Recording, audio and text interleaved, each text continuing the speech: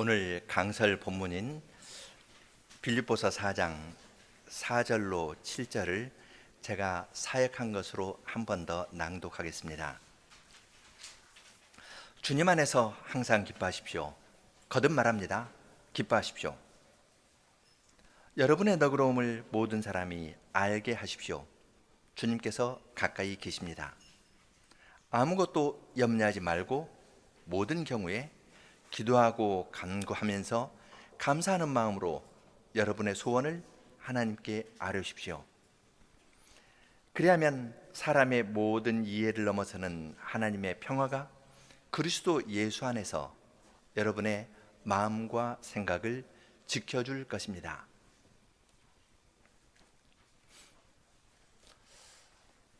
여러분은 지난 한 해를 지나면서 기뻐하실 일이 많았습니까? 아니면 슬퍼하고 근심하는 일이 더 많았습니까? 주님을 믿고 교회를 찾아왔는데 어려움이 끊이지 않는 것처럼 보입니다. 마치 소나기가 몰아치다가 해가 잠깐 반짝하고 비치는 일이 있는 것처럼 기쁨이 잠깐 비추고 나머지는 먹구름으로 다 덮여 있는 것처럼 보입니다. 나의 느낌이 그렇다면 내가 다른 사람들에게는 어떻게 보였을까요? 내가 다른 사람들에게 기뻐하고 관용하는 사람으로 보였겠습니까? 아니면 염려에 꽉 차 있는 사람으로 다른 사람에게 보였겠습니까? 이 서신을 받는 빌립보 교회도 예외는 아니었으리라 생각합니다. 밖에서의 핍박이 있었고요. 또한 빌립보 교회 안에 분열이 있었습니다. 4장 2절 보면은 내가 유오디아와 순두개를 권하노니 주 안에서 같은 마음을 품으십시오. 이런 말을 들을 만큼 그 안에 분열이 있었습니다. 또 빌립보 교회를 세운 바울 사도는 옥에 갇혀 있고요. 바울 사도들을 돌보라고 보낸 에바브로디도는 병에 들어가지고 죽을 지경에 이르렀습니다. 빌립보 교회가 지도자들도 없고 교회도 분열되어 있고 밖에서는 핍박이 있고 유대주의자들은 또 와서 다른 복음을 전하려고 합니다. 로마 식민지라는 빌립보라는 독특한 환경 가운데 있는데 그러한 데에서 교회가 계속 교회로서 존립할 수 있을지, 교회 존립 자체가 심히 의심스러운 상황입니다. 그러한 때에 바울 사도는 세 가지를 권고합니다. 4장에서 첫째, 기뻐하라고 합니다. 주님 안에서 기뻐하되 항상 기뻐하라 합니다. 둘째, 관용하라. 너그러운 마음을 품고 너그러운 마음을 품되 여러분의 너그러운 마음을 모든 사람이 알게 하십시오 라고 말합니다. 내 쪽으로 긴장이 꽉 차 있어서 어디로 튈 줄 모르는데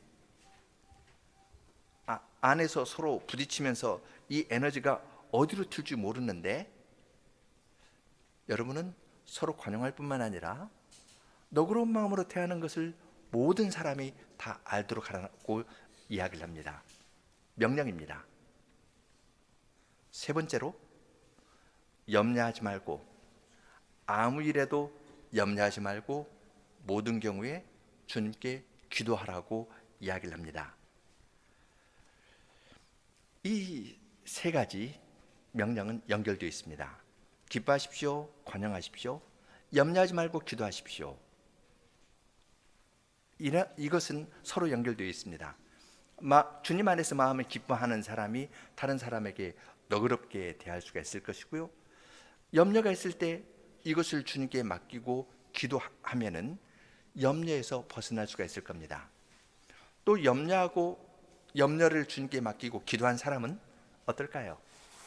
마음에 평안이 있으니까 다른 사람에게 관용할 수도 있고 또한 마음 가운데 기쁨이 있어서 기쁨을 표현할 수도 있을 것입니다.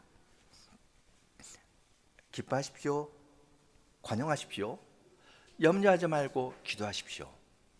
이것은 서로 붙어 있습니다. 이건 패키지입니다. 기뻐하는 사람은요, 마음이 너그럽고 염려를 주님께 맡기고 기도합니다. 또 관용하는 사람은 마음에 기쁨이 있고 기도하는 사람이고요, 염려를 주님께 맡기고 기도하는 사람은 관용하고 기뻐하는 사람입니다. 이건 한 묶음으로 팔기 때문에 여기에서 이것만 갖고 저것은 버릴 수가 없습니다. 이것은 주님께서 우리에게 한 묶음으로 우리에게 주시는 선물입니다. 선물로 주시면서 이 선물을 받으라고 이야기를 하는 것입니다. 조금 더 세 가지 명령을 구체적으로 살펴보겠습니다. 첫째는 기뻐하라고 이야기합니다. 우리는 이 기뻐한다는 것을 감정적으로 이해하는 경향이 있습니다. 그래서 내 마음에 기쁨이 있는데요, 조금 지나면 이 기쁨이 살짝 사그러집니다. 내가 맛있는 음식을 먹고 기뻐하는데 옆에 다른 사람이 더 좋은 음식을 먹는 것을 보면은 갑자기 이 음식이 맛이 없고 기쁨이 싹 사라집니다. 내가 좋은 것을 얻었다고 좋아하는데 다른 사람이 더 좋은 걸 얻으면 내 기쁨이라는 것은 어느 순간 다 얼어붙어 버립니다. 시기하는 마음으로 살짝 바뀝니다. 우리의 기쁨이라는 것은, 이 세상에 속한 우리의 기쁨이라는 것은 그런 겁니다. 바울 사도가 모든 일에서 항상 기뻐하십시오, 거듭말합니다. 기뻐하십시오, 이렇게 명령을 내리는데 이건 명령입니다. 달리 말하면 기뻐하지 못할 만한 상황에 있다는 것을 알고서 이런 말을 하는 겁니다. 기뻐하고 있으면 기뻐하라고 말할 필요가 있을까요? 기뻐하지 못할 만한 상황이기 때문에 기뻐하라고 이야기를 하는 겁니다. 조금 빌립보서에 기뻐하라는 말이 16번 정도 나오니까 지금 저희가 4장까지 오면서 여러 경우들을 봤죠. 한번 조망을 해보도록 하겠습니다. 1장에 보면은 1장 그 18절에 그러면 무엇이뇨, 외모라나 참으라나 무슨 방도라든지 전파되는 것은 그리스도니 이로써 내가 기뻐하고 또한 기뻐하리라.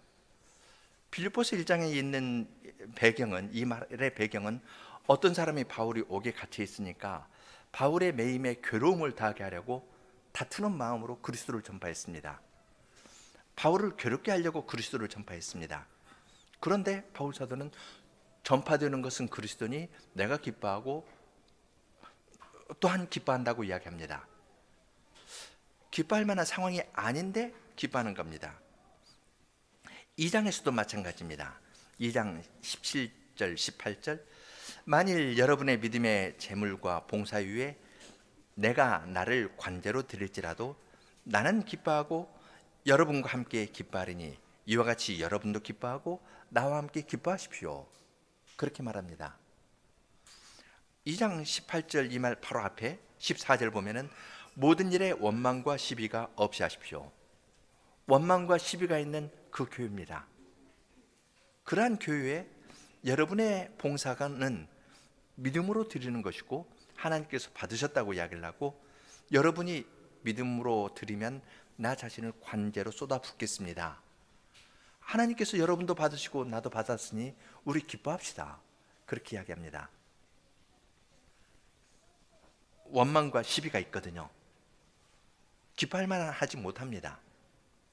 그런데 바울 사도는 기뻐하라고 이야기합니다. 3장 1절에서도 정말로 나의 형제들아 주 안에서 기뻐하라. 내가 너희에게 같은 말을 쓰는 것이 내게는 수고름이 없고 너희에게는 안전하니라 하면서 기뻐하라는 말을 반복합니다. 그런데 그 다음 2절 보면은 개들을 삼가고 행악하는 자들을 삼가고 손할례당을 삼가하면서 유대주의자들을 경고하고 있습니다. 경고를 발해야 되는 시점 아니겠습니까? 유대주의자들이 여러분을 노리고 있으니까 여러분 조심하십시오. 어떤 책을 열심히 공부하십시오, 이렇게 나가야 될 것 같은데요. 바울 사도는 기뻐하라고 이야기합니다. 4장 4절도 마찬가지입니다. 2절에서 내가 유대를 권하고 순두개를 권하느니 주 안에서 같은 마음을 품으십시오. 그렇게 한 다음에 주님 안에서 항상 기뻐하십시오. 다시 말합니다. 기뻐하십시오. 그렇게 이야기합니다. 요대하고 순두개가 서로 다투고 있고 그 사람으로 말미암아 교인들이 쫙 나뉘었으면은 금식을 선포하고 반성하라 하고 그렇게 몰아쳐야 될 것 같은데요.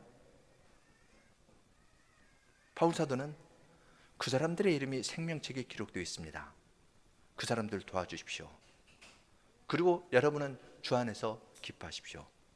다시 말합니다. 항상 기뻐하십시오. 이 명령은 기뻐하지 못할 만한 상황에서 그걸 충분히 의식하고서 바울 사도가 하는 말입니다. 바울 사도는 인생의 어두운 면들, 교회 안의 복잡한 현실을 무시하고 이 말을 하는 것이 아닙니다.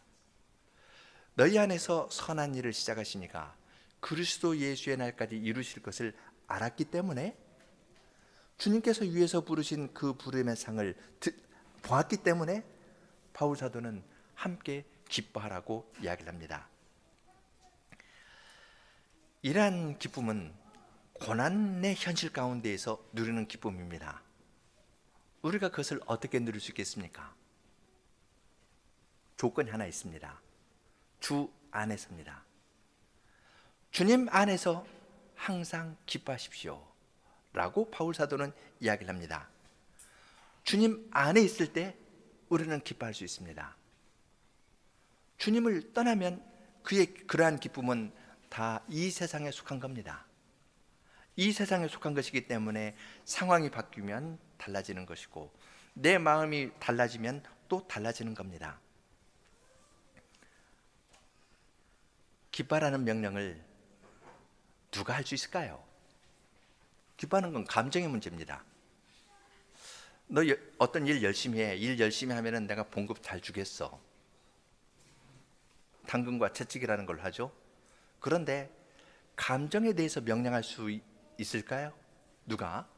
부모라도 자식에게 너 기뻐해. 그렇게 하면은 자식이 예 순종하겠습니다. 하하하 웃으면서 그럴 수 있나요? 부모라도 자식에게 못합니다. 부부 사이에도 여러분 당신 기뻐해요. 기뻐하세요. 그렇게 하면 서로 기뻐하게 되나요? 안 됩니다. 그런데 바울 사도는 항상 기뻐하라고 이야기합니다. 거듭말하노니 기뻐하십시오. 기뻐하는 건 감정의 문제입니다.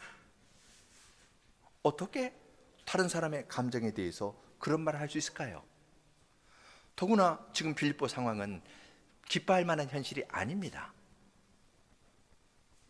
교회가 서냐 서지 못하냐, 지금 심각한 사람은 그런 거 생각하면서 낙담해서 주저앉을 만한 상황입니다. 한 단어가 중요합니다. 주님 안에서, 주님 안에서 항상 기뻐하라고 이야기를 하는 겁니다. 주님께서 이 세상에 태어나셨을 때 천사가 전해준 말이 그겁니다. 내가 온 백성에게 미칠 큰 기쁨의 좋은 소식을 너에게 전하노니 오늘날 다윗 동네에 너희를 위하여 그리스도가 구주가 나셨으니 곧 그리스도 주라. 예수님께서 이 세상에 태어나셨다는 것은 큰 기쁨의 좋은 소식입니다. 누가복음 2장 10절 말씀인데요, 마태복음 2장 10절 보면은 동방의 박사들이 별을 보고 가장 크게 기뻐하고 기뻐하더라 했습니다. 예수님께서 이 세상에 태어나셨을 때 주님께서 우리에게 주신 것은 기쁨입니다. 주 안에서 기뻐하라. 이것은 그리스도의 구속사역과 밀접히 연결되어 있는 일입니다. 주님을 떠난 이 세상은 기쁨이 없습니다. 죄와 죄의 결과로 말미암은 것이 세상을 꽉 지배하고 있기 때문에 참 기쁨이 없습니다. 그러나 주님께서는 태어나실 때부터 기쁨을 가지고 이 세상에 오셨습니다. 그래서 우리가 잘 부르는 크리스마스 캐롤 가운데 하나가 기쁘다 구주 오셨네 만백성 맞으라. 그런 캐롤을 우리가 크리스마스 시즌에 잘 부르지 않습니까?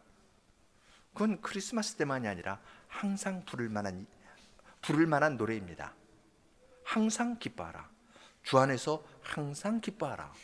이렇게 말할 만한 말씀입니다. 주님께서는 우리의 마음도 주장하실 수 있는 분이십니다. 그렇기 때문에 우리의 마음 가운데 거하시면서 우리에게 말씀을 깨우쳐 주실 뿐만 아니라 우리의 마음을 부드럽게 만들어 주십니다. 우리 마음에 주님이 되시는 분이십니다. 그분이 우리에게 와서 내가 너의 슬픔을 다 가져가겠다. 슬픔의 원인인 죄를 내가 다 가져간다. 다 가져가십니다. 그리고 대신 큰 기쁨의 좋은 소식, 복음의 기쁜 소식을 우리에게 넣어주시면서 기뻐하라고 이야기했습니다.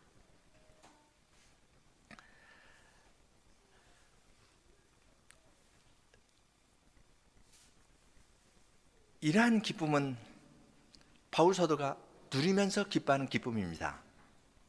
바울 사도는 1장에서 옥에 갇혀 있을 때 어떤 사람들이 시기하는 것을 시기로 복음을 전했지만 전파되는 것은 그리스도라 생각하면서 기뻐했습니다.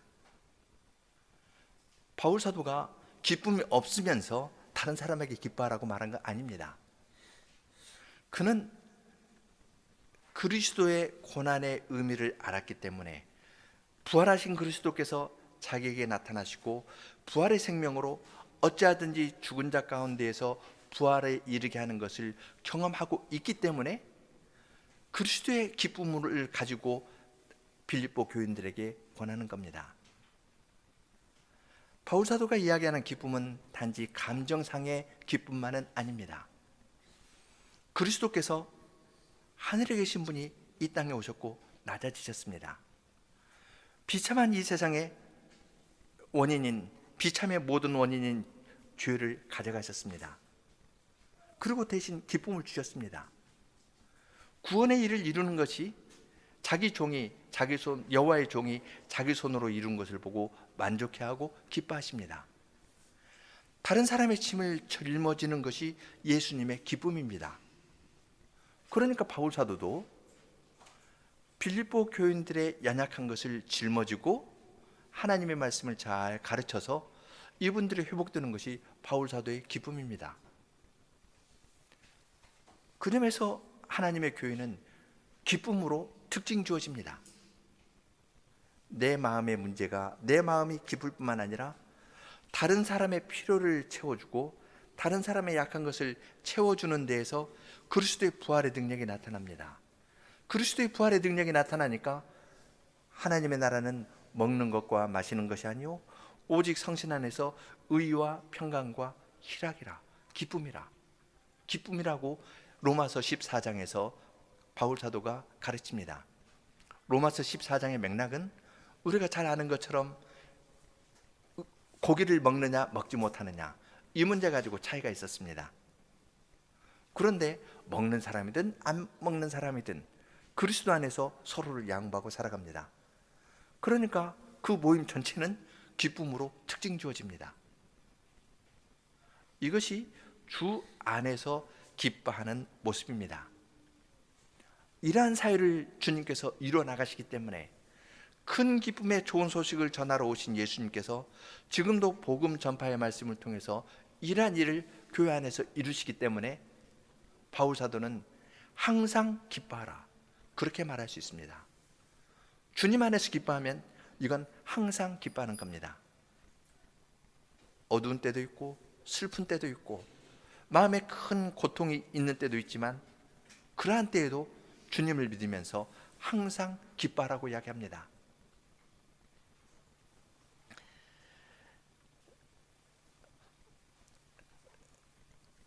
보통 기쁨이라 하면은 축제 때 사람들이 기쁨을 누립니다. 그래서 그 로마나 그리스에서는 신에 대한 축제를 벌리면서 술을 마시거나 춤을 추거나 하면서 기뻐했습니다. 기뻐한다 하면은 이 사람들은 축제를 생각합니다. 바울 사도는 그러한 용어를 그대로 갖다 씁니다. 하나님의 나라는 먹는 것과 마시는 것 가지고 그렇게 따지는 것가 아니라 성신 안에서 기뻐하는 것이다. 그리스도께 경배할 때 기쁨이 주님의 교회를 꽉 채우는 것이다. 주님 안에서 큰 기쁨의 좋은 소식이 전파될 때마다 우리는 기뻐하고 나아가야 된다고 바울 사도는 가르칩니다. 두 번째로 명령하는 것은 여러분의 너그러움을 모든 사람에게 알게 하십시오. 주님께서 가까이 계십니다. 그렇게 말합니다. 관용한다 혹은 너그럽다 이렇게 이야기를 하는데요, 너그럽다라는 말 혹은 관용한다는 말은 여러 가지 의미를 지닙니다. 그래서 1차적으로는 원리를 지나칠 정도로 엄격하게 유지하지 않는 것, 원리에 따라가지고 하는 것이 아니라 원리를 너무 지나치게 유지하지 않는 것을 관용한다, 너그럽게 한다, 그런 말로 그 당시에 쓰였습니다. 그러니까 또 약간 다른 뉘앙스로 다른 사람을 신사적으로 대하는 것, 젠틀하다 그러죠. 아주 젠틀하고 스윗하다. 사람 대할 때 저 사람은 참 젠틀하면서도 스윗하게 서로 대한다 이러는데요, 그런 태도를 표현하기도 합니다. 또 개인적으로는 이 마음이 관용, 대인이라 하죠. 대인이어서 어떤 사소한 것에 흔들리거나 휩쓸리지 않고 살아가는 것을 이야기를 하기도 합니다. 그런데 성경에서 사용된 용례를 보면요, 죄의 용서하고 관련이 됩니다. 많이 쓰이지 않는 단어가 여기 사용되었는데요, 같이 쓰인 단어를 찾아보면 시편 86편 5절입니다.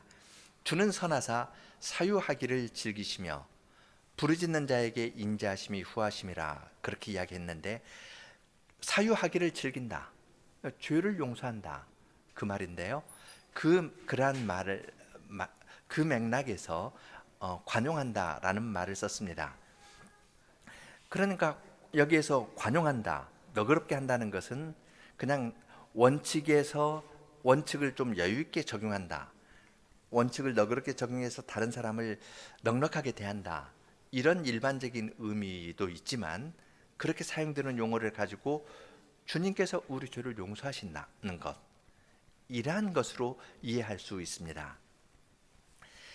같은 말을 고린도후서 10장 1절에 썼습니다. 바울 사도는 내가 너희를 대할 때 그리스도의 온유와 관용으로 대한다고 이야기했습니다. 관용을 이야기를 하는데요, 그리스도의 온유와 그리스도의 관용입니다.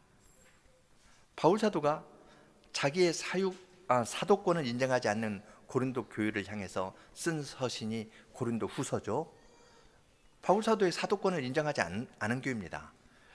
고린도 교회는 바울 사도가 세웠는데 인정하지 않거든요. 그러한 교회의 바울 사도는 너그럽게 대합니다. 그런데 그 너그러움을 그리스도의 관용이라는 말로 씁니다. 바울 사도가 개인으로서는 관용할 수 없지만 그리스도께서 십자가를 짊어지신, 그래서 십자가에서 우리의 죄를 용서하신 걸 생각하면 자기의 사도권을 인정하지 않는 고린도 교회에 대해서 바울 사도는 그리스도의 관용으로 대할 수밖에 없습니다. 내가 그리스도의 관용으로 너희를 대했다 그렇게 이야기합니다. 사도로서의 자기의 권리를 사용해서 왜 사도권을 인정하지 않느냐 따지지 않습니다. 그리스도의 너그러움으로 대했다고 이야기를 합니다. 디모데전서 3장 3절에서는 감독의 자격을 쭉 열거하는데, 그 중에 하나로 오직 관용하며 다투지 아니하며 돈을 사랑하지 아니하며 해서 관용하는 걸 이야기합니다. 어떤 교인이 말씀을 거부한다 해서 즉시 몰아가는 거 아닙니다. 관용합니다. 주님의 관용하심으로 그 사람을 대하면서 나가는 겁니다. 그런데 바울 사도는 여러분의 너그러움을, 여러분의 관용을 모든 사람에게 알게 하라고 말합니다. 이 말을 들었을 때 지금 2절에서 4장 2절에서 내가 유오디아와 순두개를 권하노니 주님 안에서 같은 마음을 품으십시오 그렇게 권면했거든요. 그 사이에 빌립보 교회 안에 관용하는 정신이 있었을까요? 서로 무엇이 옳다 그러다면서 따지는 것들이 훨씬 더 많았을 겁니다. 그런 교회에게 바울 사도는 여러분 관용하십시오. 그런데 그 관용은 교회 안에서만 아니라 모든 사람에게 알려주도록 하십시오. 교회 안의 사람뿐만 아니라 교회 밖의 사람에게도 주님의 교회 다니는 사람은 참 넉넉한 사람이다. 내가 어려울 때 그냥 그 사람 찾아가서 차 한잔 마시고 싶다.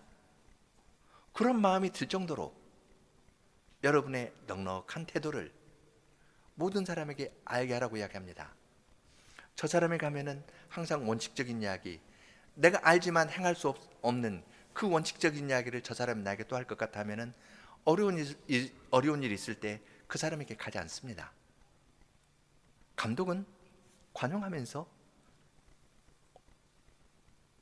어려운 사람이 어려울 때 찾아올 수 있는 그런 사람이어야 된다고 이야기를 하는 겁니다. 그러한 관용을 교회적으로 나타내는 겁니다. 여러분의 관용, 여러분의 너그러움을 모든 사람에게 알게 하라는 겁니다. 교회는 그리스도의 몸입니다. 그리스도께서 관용하시니까 그리스도의 관용이 주님의 교회를 꽉 채워야 됩니다. 그래서 세상에서 별로 인정받지 못하는 사람도 교회에 오면은 여기에서는 나의 존재가 인정되겠다, 그런 마음을 가질 수 있도록 넉넉한 마음으로 서로 대하면서 나아가라고 이야기를 합니다. 이것은 사람으로서는 불가능한 일입니다. 바울 사도도 사람이기 때문에 고린도 교회를 놓고 얼마나 씨름했습니까? 그런데 바울 사도도 그리스도의 관용, 그리스도의 온유와 그리스도의 관용을 가지고 그들을 대하면서 그들의 문제를 풀고 나간 것을 봅니다. 그렇게 이야기할 때 모든 사람에게 여러분의 너그러움을 알게 하십시오. 그렇게 이야기할 때 주님께서 가까이 계시다고 말합니다.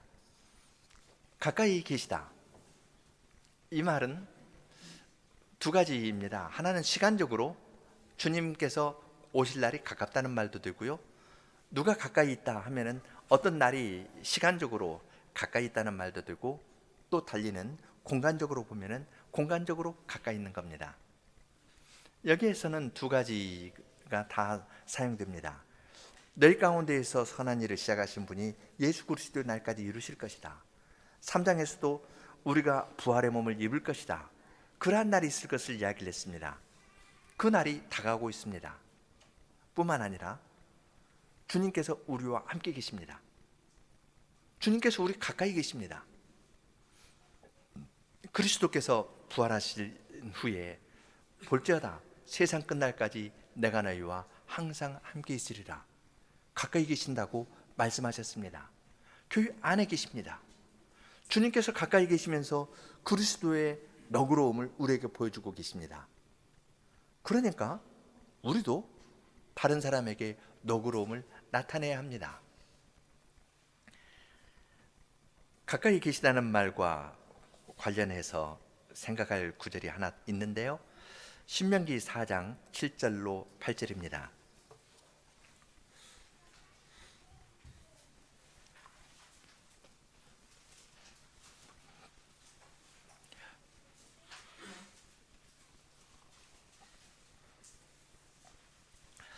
우리 하나님 여호와께서 우리가 그에게 기도할 때마다 우리에게 가까이 하심과 같이 그 신의 가까이함을 얻은 나라가 어디 있느냐? 오늘 내가 너희에게 선포한 이 율법과 같이 이 규례와 법도가 공의로운 큰 나라가 어디 있느냐? 이스라엘은 작은 나라입니다. 그러나 하나님께서 그들에게 말씀을 주셨으니까 이스라엘은 큰 나라입니다. 신명기 4장이죠.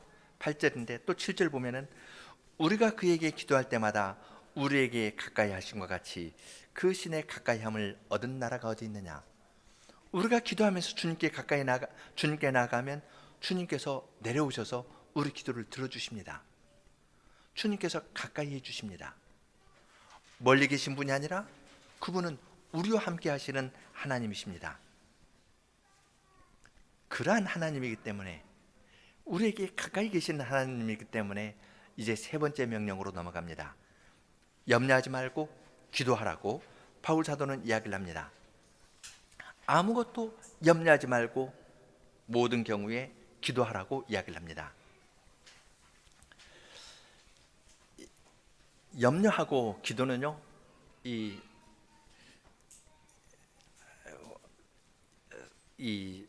딱 붙어 있습니다. 이건 염려하지 마십시오, 기도하지 마십시오, 이렇게 떼어서 설명할 수도 있습니다. 그런데 전 지금 붙여서 하는데요. 왜냐하면 염려하는 사람은 기도 못합니다. 그런데 기도하는 가운데 염려를 주님께 맡기는 사람은, 염려가 있을 때 모든 일에 주님께 맡기는 사람은 염려로부터 자유로울 수가 있습니다. 염려와 기도, 이건 딱 붙어 있습니다. 염려가 마음을 꽉 지배하고 있으면 움쩍달싹 못하고 그냥 주저앉습니다. 염려하지 말고 이건 주님께 맡기고 기도하라고 바울 사도가 가르칩니다. 이 편지를 받았을 때 빌립보 교회는 어땠을까요? 염려할 만한 일이 없었겠습니까? 아니면 많았겠습니까? 넘쳤습니다. 빌립보라는 로마의 식민지에 살고 있는데요, 이 사람들이 바울을 옥에 가두면서도 로마 사람인 우리가 받지도 못할 풍습을 전한다면서 바울 사도를 옥에 가뒀습니다. 거기 있는 교회에 대해서 어땠을까요? 빌립보 토박이들은 로마 사람인 우리인데 하면서 십자가에 못 박힌, 로마에 의해서 십자가에 못 박힌 예수를 전한다? 이건 사회적으로도 인정받지 못할 일입니다. 교회가 서니까 유대주의자들 와가지고 또 엉뚱한 이야기를 합니다. 바울 사도 옥에 갇히니까 어떤 사람은 시기하는 마음으로 복음을 전합니다. 교회 안에서도 내분이 있습니다. 지도자는 옥에 갇혀 있고 죽을 뻔할 병에 걸렸습니다. 염려할 만한 일이 한두 개만 돼도 그럴 텐데요, 넘칩니다. 아무런 기쁨도 없습니다.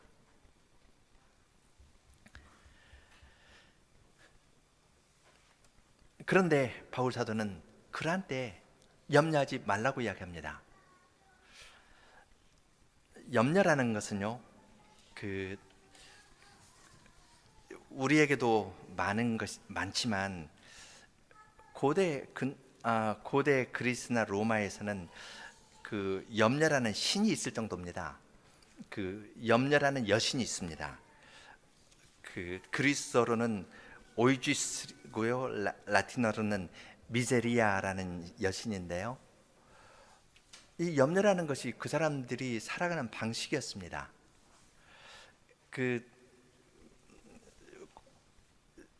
그리스나에 보면은 만신전 있죠. 로마 보면은 신들을 많이 섬깁니다. 여기에 가면 이 신을 섬겨야 되고 저기 가면 저 신을 섬겨야 됩니다. 그래서 우리나라에서도 이 마당 귀신 있고 뒤 귀신 있고 뭐 측간 귀신 있고 뭐 귀신들이 다 있어가지고 제사 지내면은 뭐 제사 음식을 여기저기 다 놔야잖아요. 하나로 또 빠뜨리면은 거기에 초대받지 못한 그 먹지 못한 귀신이 화를 가져올 것이라 해가지고 여기저기 놓으니까 사람들이 공포 가운데 살아갑니다. 그리스 로마도 마찬가지였습니다. 우리가 잘 아는 트로이 전쟁이라는 것도 그 잔치에 초청받지 못한 어떤 신이 신 때문에 일어났다 하지 않습니까? 모든 신을 다 섬겨야 됩니다. 하나로도 빠지면 안 됩니다. 그래도 빠질 수가 있으니까 하는 말이 알지 못하는 신도 하나 만들어서 섬깁니다. 염려라는 것이 그들이 살아가는 방식이었습니다. 우상 숭배자들은 다 염려 가운데 빠져 있습니다. 그러한 문화에 바울 사도는 아무것도 염려하지 말라고 이야기합니다. 염려하지 말고 대신 기도와 간구와 감사함으로 하나님께 아뢰라고 이야기합니다. 기도하십시오, 이렇게 말해도 될 텐데요, 3번 같은 거의 비슷한 말 3번 씁니다. 기도와 간구와 감사함으로 아뢰라고 이야기를 합니다. 왜냐하면 이건 강조해서 말하는 겁니다. 그만큼 사람들의 말이 염려에 꽉 차 있거든요. 문화도 그렇고 또 개인적으로도 그렇습니다. 우리 자신을 봐도 그렇지 않습니까? 새로운 해를 시작하는데, 작년을 반성하고 새로운 해를 시작하는데 금년 경기의 전망이 좋지 않거든요. 아이들은 커가고 내 직장 문제는 잘 풀리는 것 같지도 않고 염려가 꽉 죄옵니다. 옥죄옵니다. 어찌할 수 없습니다. 외적으로도 그렇고 내적으로도 그렇고 사회적인 관계에서도 어렵습니다. 그러한 때 바울 사도는 주님께 기도하고 간구하고 감사함으로 모든 것을 아뢰라고 이야기를 합니다. 그렇게 하면은 사람의 모든 이해를 넘어서는 하나님의 평화가 그리스도 예수 안에서 여러분의 마음과 생각을 지켜준다고 이야기를 합니다. 사람들이 생각하는 이해를 넘어서는 평화입니다. 바울 사도가 빌립보 지역에서 복음을 전하다가 옥에 갇혔습니다.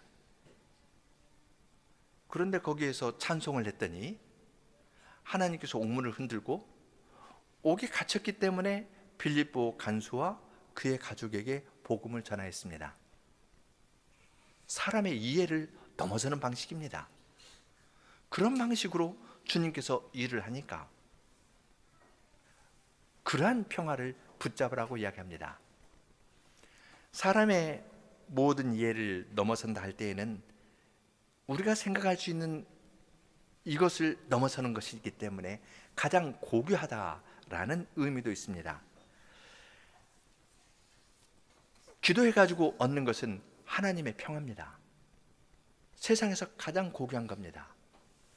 염려에 꽉 쪄들어 있는 이 세상인데 염려라는 신을 섬기고 그렇게 그 신에게 아부를 잘해야 염려로부터 해방될 수 있다고 생각하는데, 그러한 세상에 하나님께서 큰 기쁨의 좋은 소식을 전파해 주셨고 하나님의 평안이 우리를 붙들고 갑니다. 이건 사람의 이해를 넘어서는 겁니다. 사람이 생각할 수 있는 것보다 가장 좋은 것, 가장 고귀한 것을 주님께서 주신다고 이야기를 합니다. 이러한 하나님의 평화가 그리스도 예수 안에서 여러분의 마음과 생각을 지켜준다고 이야기합니다. 무릇 지킬 만한 것보다 더욱 내 마음을 지키라. 생명의 근원이 거기에서 남이라. 잠언 4장 23절 말씀이죠. 우리의 마음과 생각에서부터 염려가 나옵니다. 염려가 나오는 그 본거지를 하나님께서 꽉 잡으십니다. 기뻐하라 하면서 우리의 감정도 바꿔주신 하나님께서는 염려가 많은 내 마음과 내 생각도 주님께서 지켜주십니다. 여기 지켜준다는 말은 군인이 어떤 도시를 요새를 지키는 것과 같은 겁니다. 염려라는 것이 나를 막 공격이 오는데요, 하나님께서 방패가 되셔가지고 그걸 다 막아주는 겁니다. 하나님께서 막아주시는 것은 내 마음과 생각까지도, 기도하는 내 마음과 생각까지도 주님께서 바꾸어 주십니다. 빌립보 교인들에게는 이 말이 매우 생생했을 겁니다. 군인들은 어떤 포위가 되어가지고 거의 죽게 되었을 때 다른 원병이 와가지고 자기를 막고 지켜준다면 살아나는 겁니다. 사느냐 죽느냐라는 그러한 문제에서 어떤 군인이 와서 지켜주는 것, 그러는 것처럼 하나님의 평강이 내 마음도 지켜주시고 내 생각도 지켜주실 것이다. 여러분의 마음과 생각할 때에는 교회 전체를 지켜주는 겁니다. 기쁨이 교회 안에 가득하고 하나님의 평화가 교회 안에 가득합니다. 전에는 염려하는 것이 교회를 흔들흔들하게 합니다. 그러나 바울 사도는 큰 기쁨의 좋은 소식으로 오신 예수님 안에서 여러분은 항상 기뻐하라고 이야기합니다. 그리고 그리스도의 너그러움 안에서 여러분도 서로 너그럽고 모든 사람에게 여러분의 너그러움을 알게 하라 합니다. 주님께서 가까이 계시면서 그러한 마음으로 가는 자에게 계속 은혜를 줄 것이기 때문이라고 이야기를 합니다. 세상에 염려할 만한 것이 많습니다. 내 마음과 생각에서부터 염려가 차고 넘칩니다. 이것이 다른 식으로 나타납니다. 그러한 때 염려하지 말고 모든 경우에 기도와 간구와 감사함으로 하나님께 아뢰고 나가면 하나님의 평화가 여러분을 꽉 붙들어 줄 것이라고 이야기를 합니다. 주님께서 우리에게 주시는 이러한 기쁨이나 평화는 개인적인 것만은 아닙니다. 교회적인 겁니다. 내 마음에 평화가 있다 하더라도 옆에 있는 사람이 평화가 없으면 우리는 생명이 서로 연결되어 있기 때문에 그 평화를 누리지 못합니다. 내가 부족하지만 교회 안에 그러한 평화와 너그러움, 기쁨이 가득하면은 연약한 나도 그 안에서 훨씬 뿌리를 내리고 주님께서 주시는 기쁨과 너그러움과 평화를 맛보면서 살아갈 수 있습니다. 2019년을 돌아보면은 내 마음 가운데 어두운 것들이 많고 염려하는 것들이 더 많았고 나는 다른 사람들에게 염려가 많은 사람으로 알려졌지만 그러나 새로운 해에는 주님께서 우리에게 은혜를 주셔서 주님의 기쁨이 우리 가운데 가득하고 주님의 너그러움이 우리 안에 가득해서 다른 사람에게도 알려주고 또한 하나님의 평강이 모든 염려를 주님께 맡기고 기도하는 우리에게 풍성하게 임하기를 기도합니다. 함께 시편 30편 부르겠습니다. 1절 함께, 2절 여성, 3절 남성 간주하고 6절 함께 하겠습니다.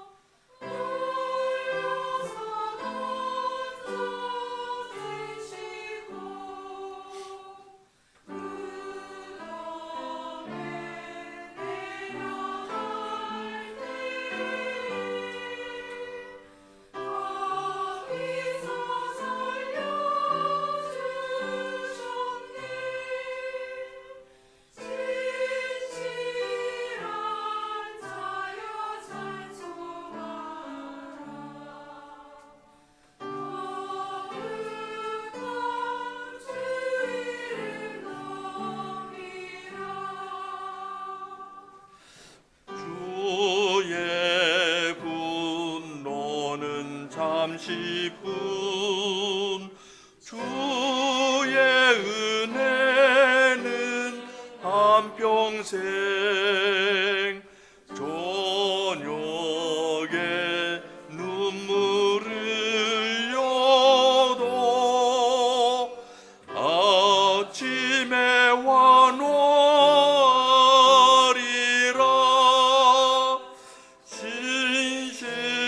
신실한 자여 찬송하라.